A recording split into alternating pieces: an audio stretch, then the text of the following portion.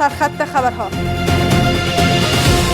تاکید ملا برادر بر تعامل جهان با افغانستان. او گفت که تعامل با افغانستان کلید توسعه و اتصال منطقه است. په مختلفو مفکورو د ملت دا ویش تر دې کچې رسېدلی چې نور د ویش قابلیت او ظرفیت نو پاتې شوی. کابل و دوشنبه در مسیر گسترش مناسبات. متقی میگوید که فضا اعتماد میان دو کشور همسایه باید حفظ شود. و کار مشترک میتونه که به اسلامیت منطقوی و ویژه امنیت سطح منطقه دو کشور تامین کنه.